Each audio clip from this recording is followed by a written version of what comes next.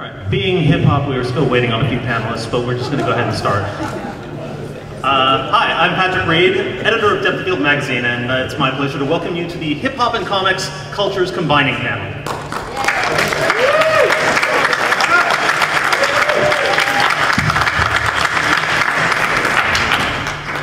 For as long as I can remember, I've loved hip-hop and comics. All the forms that they encompass, all the diversity that they represent. Their culture is built on mixing elements, words and pictures, beats and rhymes, science fiction and kung fu movies, and graffiti and DJing and animation and dancing. And both are cultures that are built on what's gone before. Comics spring out of pulps and comic strips and big little books. Hip-hop pulled from jazz and funk and poetry and pre-existing forms of dance and martial arts and many, many myriad visual styles, including cartoons and indeed comics. And both cultures continue to take all these pieces and push them ahead, incorporating new forms and influences along the way, and continually reinventing themselves. They're not just about creation, but inclusion. They inspire passionate fan bases, as evidenced at hip-hop concerts and events, and fan gatherings like this one. They've crossed over, they've achieved worldwide recognition and impact, and become truly universal forms of communication. And now, I'm going to go ahead and introduce at least all of the panelists who are here. As you can see, we have some empty spaces. Right here, David Brothers, editor at Image Comics, founder of QuakeButter.net, commentator, journalist, and all-around great. Thank you. Next, Kenny Kyle, artist for Mad Magazine. He did the art for Big Boy's recent series of Mashup Monday releases. He's the co-creator of Rhyme Travelers, which is an all-ages hip-hop science fiction comic. He first came to my attention in probably most of the hip-hop and comics worlds when he did a whole series of album cover and superhero mashups, which he has now collected in My Vinyl Weighs a Ton, a special comic that he has here in San Diego. And so Kenny Kyle.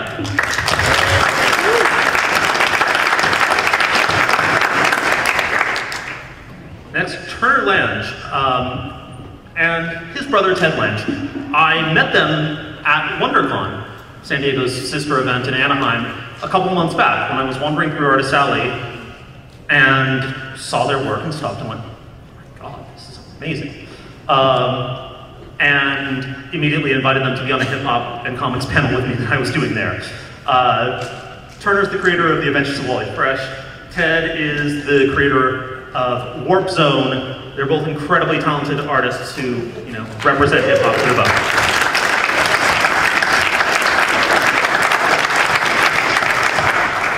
Matthew Rosenberg is the co-creator of Ghostface Killah's 12 Reasons to Die. He writes that comic for Black Mask Studios.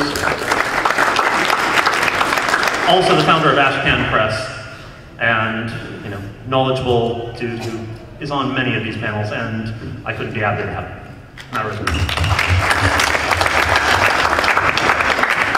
Carrie Randolph. Carrie is currently drawing Tech Jacket from Image Comics, which is amazing, and you should buy it if you haven't already. There's a special foil edition here at the Image booth. He also, just embodies hip-hop in all of his artwork. He did, what was the name of the rap tie-in comic that you did? Which one? The Syndicate or the... Oh, God damn. I'm sorry. Sorry to pull that out at the last minute. I forgot the name. Okay.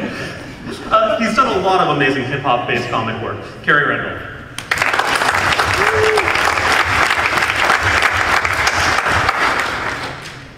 Mega Ran.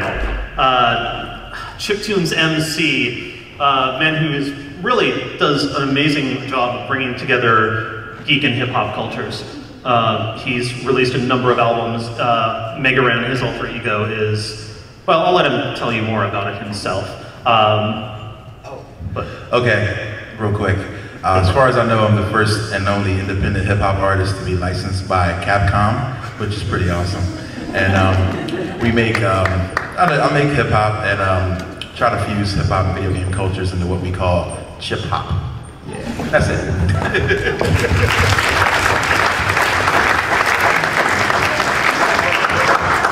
Down on the end, there's Mers, who obviously needs no introduction to this crowd, but I'm going to give him one anyway, because I'm talking.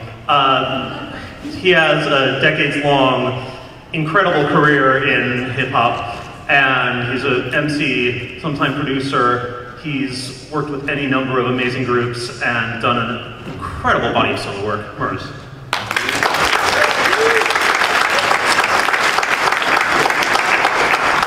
And right here, Mixmaster Mike.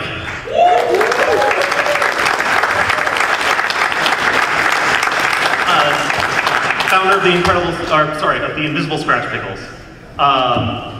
Member of the Beastie Boys, in that way, Rock and Roll Hall of Fame inductee, has worked with an incredible variety of musical acts. He did the new theme for the Teen Titans Go cartoon, and when I think of, bringing the visual elements of comic culture into audio form, he's pretty much the first person I think of. Mixmaster Mike.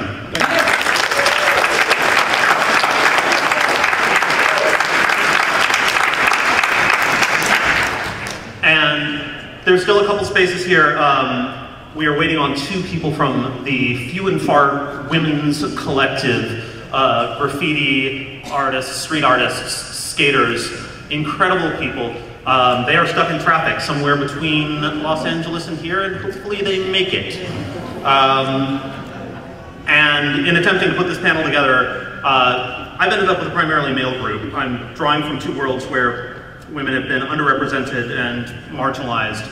And given that this is yet another Comic-Con panel with a bunch of guys up on stage talking about things, it's really important to go forward, continuing to strive to reflect the entire spectrum of humanity that's excluded from these things and that really feeds in and are part of these cultures to such a great degree.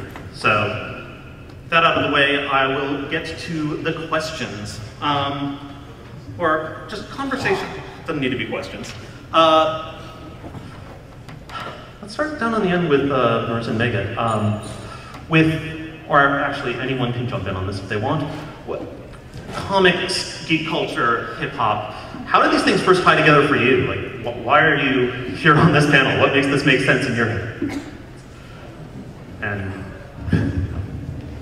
can I say, when I first got into comics on Secret Wars, which was I was 10, and it was a comic that it was a Marvel comic, event comic. It's kind of it's not looked back fondly upon because it's it was to sell toys or whatever. But I was 10, so it was cool.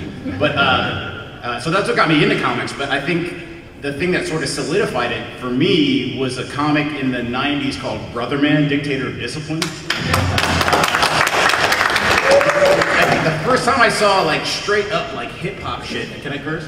Alright. Hip hop shit in dudes were rocking shell toe Adidas. There was it was totally in a graffiti style. It was freaking awesome. So that's I think the first time it crystallized for me was yo, this could be. It's not just music. It's it's a thing. It's more than that. It's it can be represented. Auditorily, is that a word? Audio, whatever. But it can also be represented visually. There's an interpretation there. So.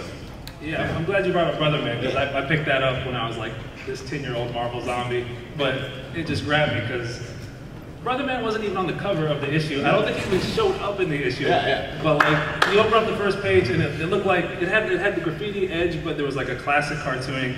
And it just looked like if Will Eisner directed an EPMD video. It was incredible. Yeah, it's still burned in my mind, that image, yeah. For me, it was the Source. They used to have a comic at the back every month called Tales from the Underground. It was phenomenal. But other than that, I found a friend of mine at DJ's. I'm not going to say his name because he's kind of popular. But I used to let him use my record player, his first record player, and he in turn taught me how to help him steal mass amounts of comics on Wednesday. So on Tuesday, we buy records, and on Wednesday we go to a very popular Hollywood comic book store, and I would run Distraction while he boosted the whole Unity series by Valiant. And have all the foil covers for Exo Man of War, Brigade, you know, and the 90s was a very good time for us. So now that I have money, I only shop at that comic book store. Just kind of repay my debt.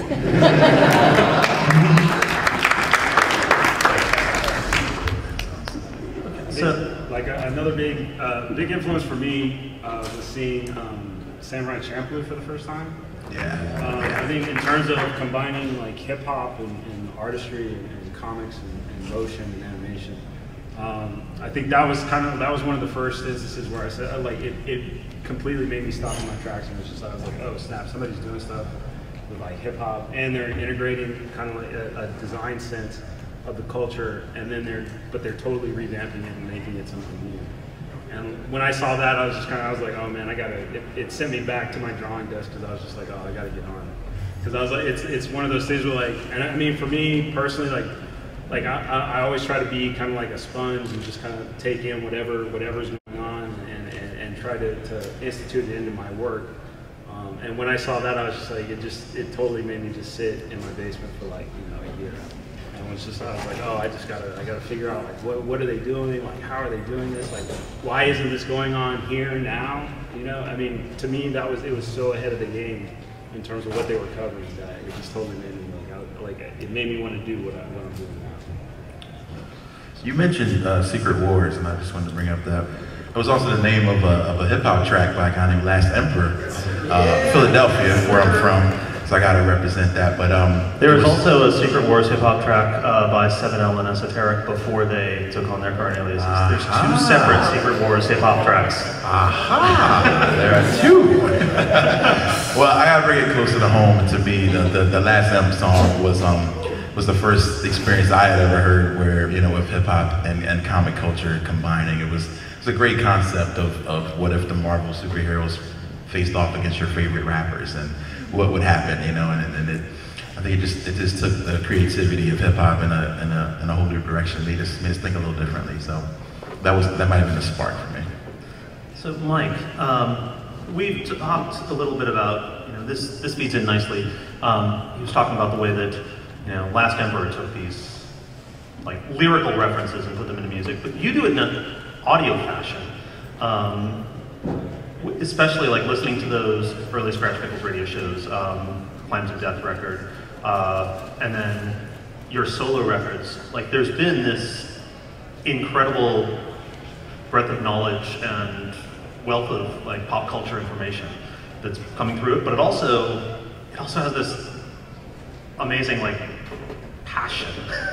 It's not in any way analytical. It's like you're telling a story with sound. And like, what was the sort of inspiration for that to take and create, an audio comic?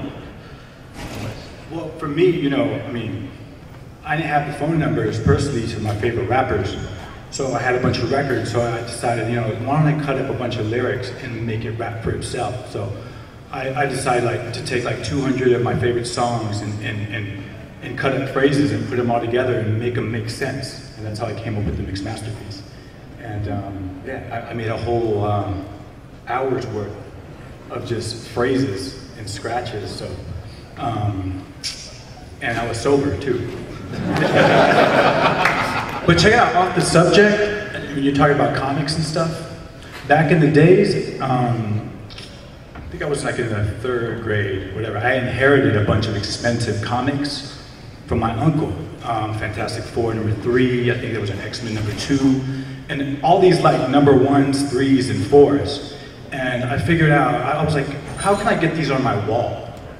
And so I broke out a bunch of nail, I broke out a hammer and a nail, and I hammered all of them to my wall. And so until they covered my wall like wallpaper, my friend Alex came over, and he's like a comic book fiend. Came into my room, he was like, what the fuck? He goes, you know what you just did? I go, no, what's up? You like my collection? And he was just like, son, you just lost a lot of money. And so, I don't know, I just had to tell you about that story. I just remembered that when you said comics and hip hop, I was just like, whoa. But what inspired me is the rubber suits, Ultraman, Spectre Man, Goldar, Space Giants, and Johnny Sacco and the Flying Robots. That's the era I come from. Okay. And do you have like do you create a plot line before you start scratching and building these things? Or do you let the story sort of form naturally out? You know, I'm blank, I just go in and I just like, I don't even think like Picasso knew what he was going to do. You know, you just throw a bunch of shit up and see what it looks like.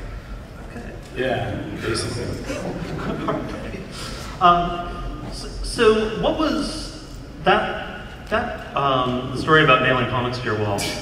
Which, you know, I'm cringing, but I know. there was a lot of that, like, there was a lot of crossover when, you know, I spent many years like reading comics while listening to hip hop records, digging for hip hop 12 inches, and then, you know, digging through long boxes at the comic shop. And there was this sort of similar historical mentality to these things. Like, you were digging for older records and trying to get the backstory. You were digging through the old comics and being like, oh, like, this happened in this issue. And then you're dealing with all the guest appearances. And if you like a character, you're like, oh man, this rapper's on this record and he's guesting, and what is Wolverine doing in that issue? Does that mean that I have to buy X-Force? Those are like the first collabs, right? Yeah, exactly. And actually, maybe David, you could speak to that as someone who has, like, you know, who works in the comics industry, but has, like, you know, I discovered David through his music writing. The place where these things came together in your mind. For me, so the same person that put me on to comics put me on to music. My Uncle Jeff was like the coolest dude I knew growing up. Like, anything he was on, I wanted to be a part of. He was like 12 years older than me or something like that. But he put me on to Spider-Man, the Boot Camp Click, and Wu-Tang. And so, like, since he showed it to me, I was like, these must be dope. Like, I gotta dig into this, I gotta figure it out. And I think, like, digging in crates and trying to find, you know, the perfect comic book are very similar. I think I said on last panel, like, the motion of flipping through records, of flipping through comics, it's the same thing. And in your head, you're doing the same thing. You're looking real fast, and you're judging it instantly. Like, do I want this, do I not want this? And I think both just hit this part of our brain, like music, you feel it, like you hear a beat come on, you start nodding. If you read a good story, like you feel it, like your heart gets up, you know, you get into it. And that's why there's so much crossover, I think, because I've been hearing comic references in rap music since I was a kid. Very few rap references in comics. Well, at least they don't seem incredibly forced. Yeah. Like weird fake graffiti fonts that always feel kind of insulting. The Spider-Man swinging through New York, being like, "Oh, look at those crazy kids spinning on their heads." But it's all in the same family for me. It's entertainment, but it's entertainment that's deeply personal. Like, you get attached to Spider-Man because, you know, like, maybe you've got an aunt or a mother you're trying to provide for, or even just like not be a jerk to. You can recognize his hustle the same way you would, you know, Tupac's in Dear Mama or something like that. Like, it's all part of the same whole, and it's, I don't know, it just they reflect each other very well. That they do. Harry and Matt, you have both worked on, I guess what I term licensed hip-hop books, where you're dealing with, like, established artists and having to sort of interpret them into the comic medium. So how do you go about doing that? Like, how did 12 Reasons to Die come up, Matt? Well, I worked in music before. Could you just get the mic a little closer, sir? I could? Yeah. Okay. I worked in music before I worked in comics, and someone passed my name along to Viz's manager as someone who he could pick my brain about some ideas for. They wanted to do just a mini comic to put in a 12-inch, and when I went out to dinner with him, the idea they had was kind of nonsense, and I told them that. And they asked to see some of my writing, and I gave it to them, and RZA really dug it and asked me to come meet with him and talk to him about doing 12 Reasons, which is the sort of companion comic series to Ghostface and Adrian Young's last record of the same name. And yeah, it was a really a hard learning curve because you know, you write Spider-Man, you write Batman, they're already in that medium. They're already comic book characters, and Ghost is a big personality and a larger-than-life character, but he's a real dude, and I can't be putting words in his mouth that he wouldn't say. So it was a real challenge, and one that really freaked me out for a long time. It's, you know, when you sit there and you turn in your script and RZA asks you to come so he can read it in front of you, and you just sit and watch him read your script. It's a wild ass time, but you know, RZA and Ghost approved of it. The thing that for me was much more difficult, because in the story, Ghost he's not the guy that he is. He's a larger-than-life character in a different way. The thing that was difficult for me was that we wanted to do a crime story, and we wanted to do a horror story, and we wanted to be hip-hop. And me and RZA talked a ton, and me and Ghost talked about what that meant. And you know, I think the best thing that RZA said to me, it was right when his movie was coming out, Man with Iron Fist, or he was still working on it. And he said, you know, he said, it's a kung fu movie. You know, it reads like a kung fu movie, it looks like a kung fu movie, the only difference is I'm in it. And he said, but no one would say it's not hip hop. And it is hip hop, and it's something deeper, and you gotta figure out what that is. And that was really more of a challenge than figuring out how to put Ghostface in a comic. It was figuring out how to take a story about 1960s gangsters and make it hip hop. And maybe I did, and maybe I didn't, but they liked it. So. Did he ever say like, "Hey, yo, son, give me more muscles," or anything like that? Was there that ever?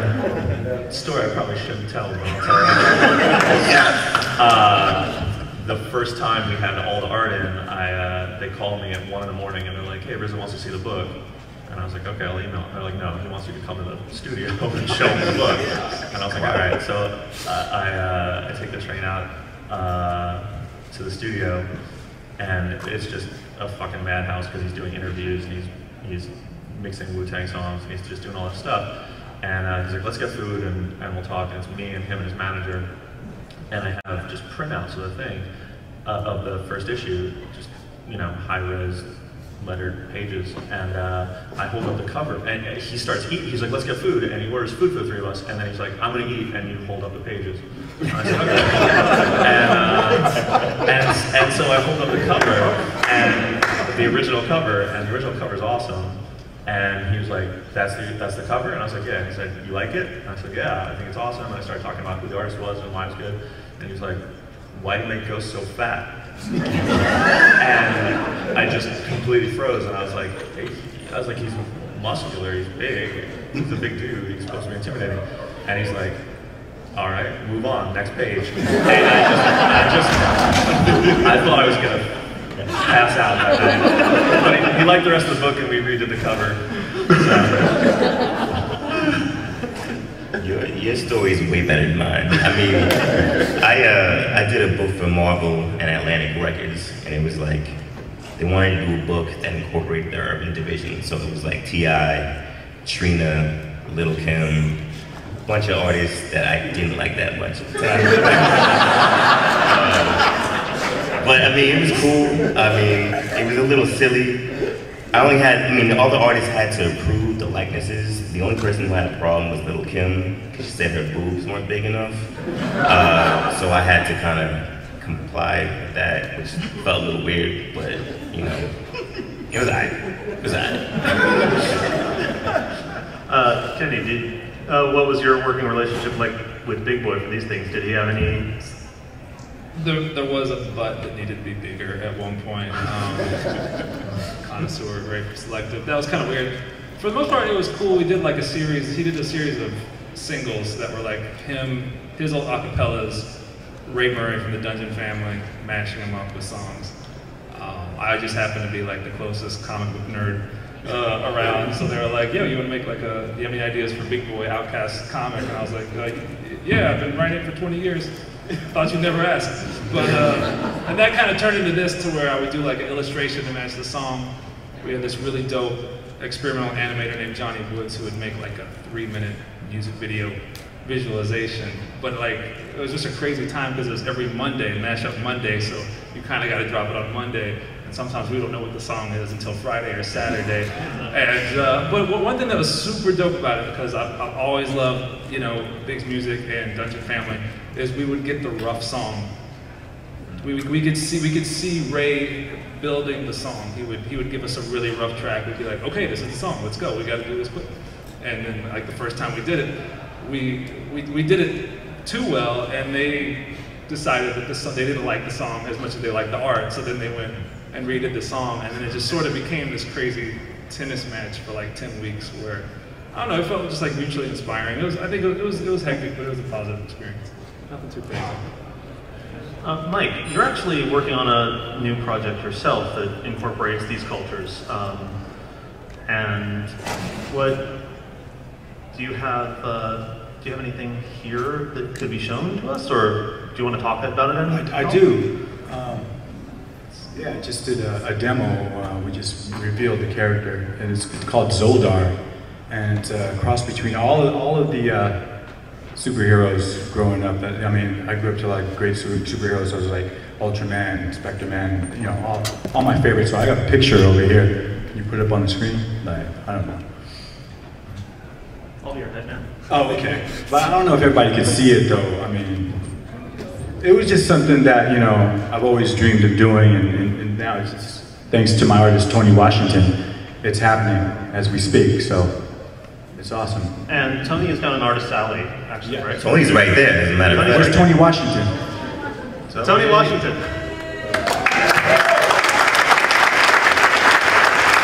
Tony Washington right there. So I came to Comic-Con last year, and I was just trying to hunt down like my favorite artists, and I came across Tony, and I saw his work. I was like, this is the guy that's gonna facilitate my idea, and there it is. That's the birth of Zoldar. So I mean, you know, teamwork is dreamwork, and it's awesome that, you know, I got Tony on my side. Excellent. How did you end up getting the Teen Titans Go gig?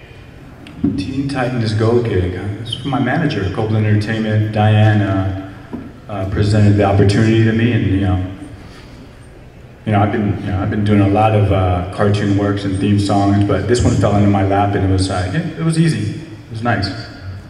Good opportunity. It's always good as a hip-hop artist if you could branch out into other directions. It's just like a blessing. It's like an extra added blessing. So, you know, the culture of hip-hop is universal, so, you know, I think we're allowed to take it further. And in true hip-hop fashion, we are crowding the stage to the breaking point. And the name tags are all out of order. So, down on the end, we have Deity and Meme of the Few and Far Collective. The Art and Skating Collective women, and since I didn't give them a proper introduction because they weren't here, I will let them just explain for a moment who they are and what they do. Hello, sorry I'm late, I'm completely out of breath, I couldn't find parking. So I skateboarded over here and ran through crowds of people. Excuse me. Thank you so much for having us here. There's so many people I idolize right here. I'm just astounded that I'm even sitting here next to some of these people. Few and Far was established in 2011 in Oakland, California. I've been an active graffiti writer for over 13 years, and sorry, I'm totally out of breath. And I'm wearing a bandana. I have to keep my identity a little sealed because I do paint illegally all over the world, so it is very important that I keep this on. Because of Few and Far, we have brought together women from all over the world that paint with us and do murals in sometimes ghettos all over the world. I've painted in Mexico, Indonesia, Panama, Europe. My next places I would like to start to do projects with children and things is Africa, India, Cambodia. Some of these things we want to start teaching kids how to skateboard and also expressing themselves with art and things that sometimes a lot of us don't have good outlets or we don't have a way to express ourselves. So with art, music, skateboarding, things like that, we can really reach out to the youth and make a difference. Sorry. No worries. Totally winded. I ran like a mile. This speaks well because hip hop and comics are a couple of forms that have always seemed uniquely accessible. Like, I certainly had an era as a kid where I was, where I just picked up a pencil and like did my own comics. I certainly never had any sort of era where I attempted to rhyme over anybody's instrumentals, because that would be terrible. But I did hear people like Mixmaster Mike and Johnny Juice Rosado and Hubert and Pete Rock and any number of people, and thought, well, I can't do that the way they're doing it, but I can DJ, I can play music for people. And, ended up doing that.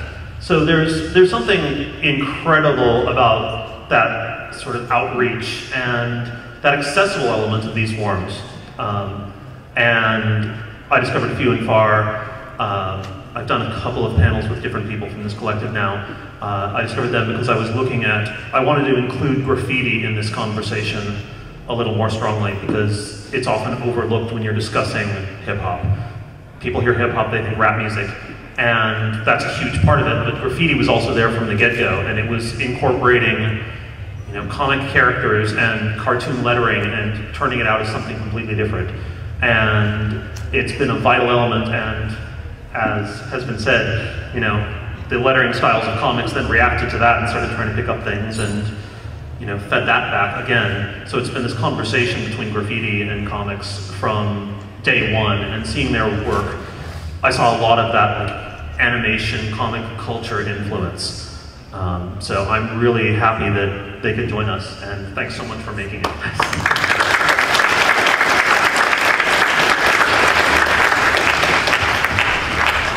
Can I say too, like it's almost like a comic book has like come to life, because like it's like you guys are on a super team called the Few and Far Between, like, and you've got a secret identity, like straight up, like you're like meme and deity, like that's fucking awesome. That's fucking crazy. Like, and you're like spreading art around the world. That's superhero shit, like straight up. Like, oh, bless your heart. Thank you.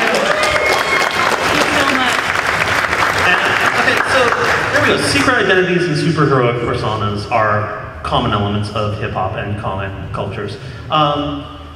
For Mike and Murs and Mega and Deity and how did you guys, what made you come up with these alter egos, and did it, once you adopted that sort of superheroic persona, did it change the way that you were working?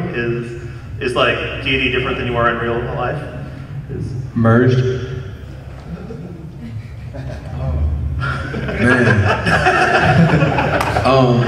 It was basically a graffiti thing. Like, I used to write, and I sucked, and I was way better at rapping than graffiti, but I took the best, the graffiti letters I could do together and kind of try to rearrange them into a name that made some type of sense.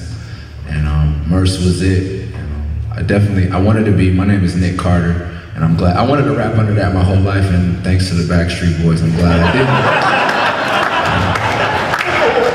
So now when I call to order pizza or something, people are, and there was a time, now that's passed, but there was a time where people thought I was, messing around with them. Or when fans would ask me, what's your real name? And I say, Nick Carter. Oh, you're an asshole. And I'm like, no, really.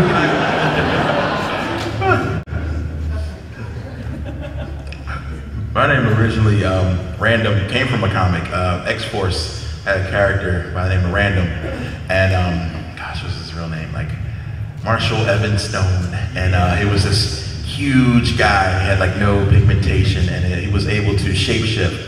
And so I wanted to be able to shapeshift with my music. And that was where Random came from. He was able to like transform anything into anything. And so that was what I wanted to be with music. And that's where Random came from.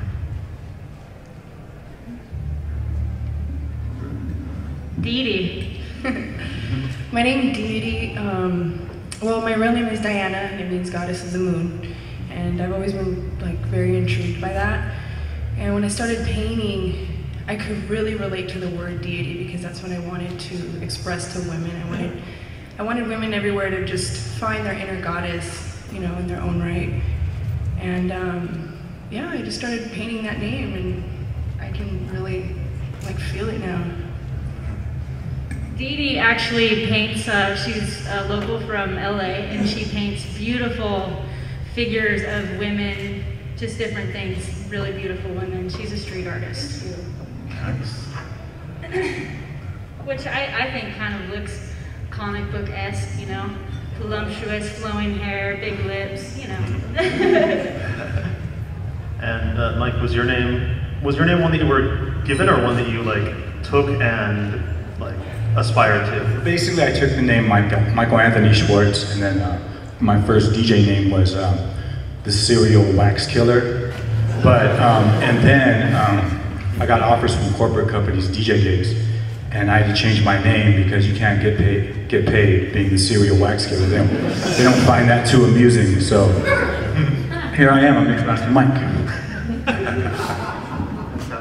and sometimes I do corporate gigs. I like how y'all are talking about how you got strength from your name, like kind of finding your identity, because like I'm just David Brothers, that's all I've ever been, it's all I'll probably ever be. But listening to rap has a way of giving you strength too. Like I've just been listening to Waka Flocka all week because I'm gonna be here till Sunday, and I just need to be up, and you know, like listen to Hard to Paint, like that song is so crazy. Like you can't stop nodding when you listen to it, and if I'm feeling down and my body has a different reaction, then I'm gonna feel up. Like that's where strength comes from, like you steal it from elsewhere. Yeah. And like the secret identity thing is totally the same thing, I feel like. It's sort of creating your truth clothes. Like this is me, and I'm ultra confident I can do whatever I want because this is me. So that's something I respect a lot. Yeah, I mean, I am DJing, I have DJ gigs every night this week, and I am doing 3 panels here, and I'm running around, and if I didn't get energy from comics and from hip hop, there is no way I'd be able to be on the stage right now. Like, you know, I do all this under my own name, but I still, you know, there's a power in these things, and there's a huge power in hip hop that, you know, that one can tap and utilize in their own stuff. And I think that in some way, everyone on this stage does. Yeah, earlier, Mike said that hip hop is universal, like everybody relates to it, and it's all over. Like I lived in Spain for a couple years. I got into like German and Spanish rap, and like I had a very brief rapping and breakdancing phase. I was terrible, is why it was brief. But like I'm gonna tell a super short story, but I was in Tokyo for a Tokyo Game Show when I was working in video games. And I was trying to find some cool clothes, like I was in Harajuku, Shibuya. And I went to this tiny shop, and there were these 2 guys in there who didn't speak English. I don't speak Japanese, but we bonded over Illmatic, because I think I was actually wearing an Illmatic shirt at the time. Like I was that guy. But they saw my shirt, and they like pointed at their stuff, and like we were just kicking like different lyrics back and forth, and we had a time. We never like exchanged actual sentences with each other, but we bonded, and that's like, there's something very, it's not primitive, that's not the word, but like, you know, it's in everybody. Like there's something in here that can hook you if you let it. And that's basically how I feel about that. Like it's a wonderful thing. Exactly, you go to Japan and they're rapping the lyrics to New York State of Mind. I mean, who in Japan will know about the New York State of Mind? But they love the lyrics though. Yeah. I mean, that was Nas, his first album. And that's universal, that's real, that's one of the greatest rap albums of all time. Like, you know, I'll go on a limb and say that, but yeah, it's real. Yeah, I think it almost transcends the content of the song. Because you know, I remember the first time trying to walk into a comic shop to see if they'd sell my comic. It was like, Jay-Z, he's not talking about selling comics, you know, or exercise to Rick Ross. I don't think that's what he made the music for. But yeah, just like you find some sort of power in it, and I think it's the same way with comics. The characters, you know, me, I'm a dude, I'm reading comics every week, but I don't think you even have to do that to find like your place in that culture, because you know you can wear the logo on the shirt and feel empowered, you know, because it's like a form of symbolism. Well, I was intrigued by my vinyl was Unmashups, because I discovered your work not through the comics community. I discovered your comics work through OK Player, and like it was the hip hop blogs and the hip hop boards that blew up, being like, oh, you need to see this superhero stuff. And I was like, this guy's good. Why don't I know about him from the comics world? And it was only like bit by bit that like I started seeing you, like it's like you got into comics backwards through hip hop, though you were already doing comics at that point. Like the recognition was all of a sudden like, oh well, you know, hey, if you're getting the God's on OK player, then like must be good. How do you guys, for the comic creators on this panel, how do you guys go about creating a hip hop comic without making it sort of trite and cliche?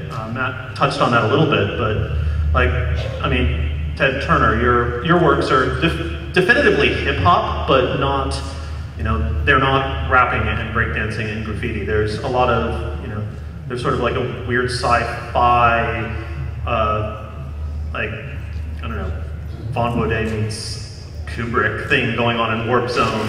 There's like definite New York, strong New York elements in Wally Fresh, and they read as hip hop.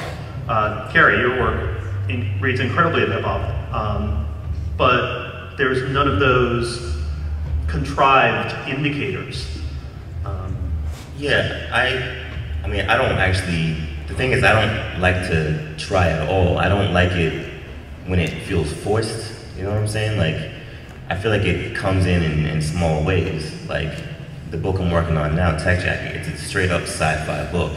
There's nothing necessarily hip-hop about it, but like, when I was designing the character, I was like, wouldn't it be dope if he had these moon boots that look like, you know, high-top kicks, just like little things here and there that would make it feel hip-hop without saying, yo, this is the most hip-hop comic book that ever came out, because I feel like when you try to do that, it just feels corny, you know? So it's like little things here and there that kind of...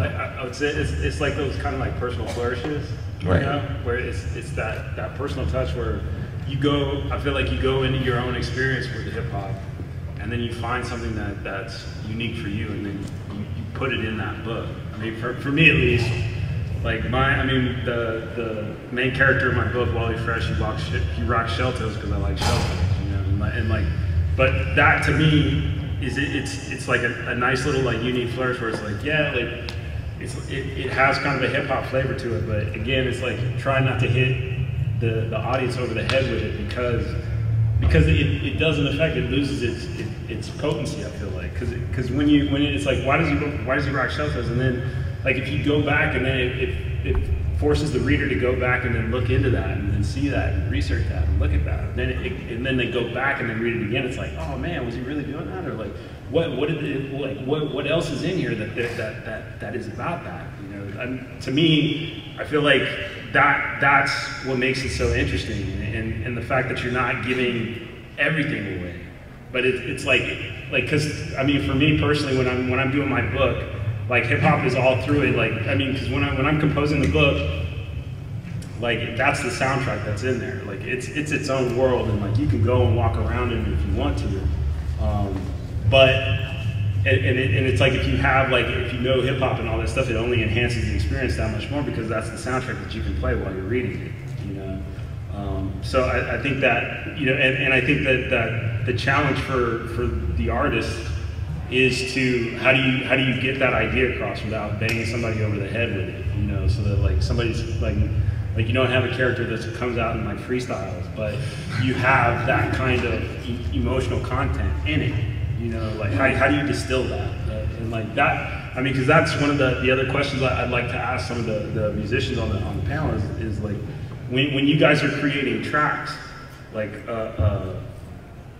what is it? Is there an emotional spark that you guys go from? Is there like when you guys are composing, what is the underlying current of the creative force? Well, I mean, anyone can go. Mike already touched on that a little bit. That he that you go in and just create. Just go in. I think that's a big thing. I feel like when I create something, I do want it to have a beginning, middle, and end. I come from an education background. I'm a former teacher, so yeah, you can make noise for that because teachers are awesome. So I always try to look at it as, you know, trying to come up with a theme and a story and a concept that will have a concrete ending. And so when I am incorporating a comic story or a video game story, I just look for a parallel. You know, if it's a character who's in a similar situation that I want to write about, then I just find that parallel, that middle ground, and just kind of somehow wave in between those two parallel lines without making it overt in either way, you know, just like you were saying. So it's a tough thing, but I do welcome the challenge of trying to do that, and that's usually how I do it. I just try to find a commonality and work from there. I definitely. When I write an album, I try not to listen to any rap, and I pick different musicians to listen to, Curtis Mayfield, Jimmy Buffett, but at the same time, then I read hella comics. Like I just bought Brian Lee O'Malley's new book called Seconds. I've been waiting on that, and I'm gonna steal everything I can from that. But no, it's just, like when I hear somebody being dope or doing a dope piece, like you take inspiration, not necessarily stealing, but there's an energy to it. Yeah. And I definitely, like when I hear a beat, I want to have enough, you know, reading comics, I learn words. Dave edits one of my favorite comics, Lazarus, and Greg Rucka, his stories are so detailed and based in reality, what's going on with cloning and science, and in the back there's like 3 pages of what's going on with modern science. And I put a lot of that stuff in my music, and it goes over a lot of people's heads, but it gives me something to draw from. Because if you just draw from the rap you listen to, then it just sounds the same as everybody else. So I feel like me being in the comics gives me an edge. Because I steal words, and I don't know, I can't even begin to list all the comic book references I put in my music. I know for me personally, like when I'm going in and working on a book, like I'll listen to an album and I'll be like, it's like, you know, that it's like a bass line or a rhyme or a beat or something. It's like that, the emotional content of that beat, I will try to distill into the book. You know, like however that, like if there's like an album that makes me feel a certain way, I'll sit and I'll listen to it and really try to figure out what about it makes me feel that way, and then try to pour that into the book and then distill it for the audience so that they can walk away with that same feeling. Yeah, that's better. That's a lot more eloquent than stealing. I was always told the best teachers are the best thieves, so that just all comes back around. I think it's kind of the thing of just putting stuff you like. Like I feel like Warp Zone has kind of got a hip hop flavor just because I like hip hop, but like I like sriracha too. So like I mean like that's like issue 2 is like all sriracha. Like it's just shit that I like that it's in there and it just becomes a part of the DNA of the book. Like I like sci-fi movies. I like all these different things, and it's like it's like you said, a distillation of all these different elements sort of coming together in one form. You know. Yeah, it should be a synthesis. I think whatever ingredients you put in it, you have to be the main ingredients. So don't take out more than you put in. You know, take your influences. But it's all the work to me is always the most interesting when it's, you know, you can see that the person is really putting something of themselves into it as well. And Mike, do you have anything to offer on the topic? As far as like inspiration, what inspired me, I mean, there's, you know, things like, you know, I don't know if you remember the Mad magazines back in the day, when they used to come out with those little flimsy plastic records in the back. That, I don't know, man, I feel real old. Damn. That and then, you know, spinning Ozzy Osbourne records backwards and getting crazy messages. That's what inspired me. Playing the Dark Side of the Moon Pink Floyd record and watching Wizard of Oz and watching that connect was inspiring to me. So stuff like that. So that's amazing. That's amazing. We are actually out of time already. If you can believe that, we could have this conversation for hours more, and we very well might out in the hallway. But we need to clear the stage now. I'd like to thank all of the panelists, Jeannie Burrs and Megan Rand, and Carrie Randolph, and David Brothers, Mixmaster Mike, Penny Kyle, Kevin Turnerland, Matt Rosenberg. We have an after party tonight. It's in North Park at the office, which is, there's no cover, and we'll be spinning. And there's a million other amazing hip-hop creators in Artist Alley and down there that you should go and check out and support. You should check out Tony Washington. You should check out Sanford Green. He's right next to him. you should check out Kenny. And last but not least, Preach Jacobs is way back there. He runs the oldest hip-hop and comics convention in America, Omaha, South Carolina. I'm Patrick Reed from Depth of Field Magazine. Thank you so much for coming. Playing at Woodstock tonight as well if you're around. Peace!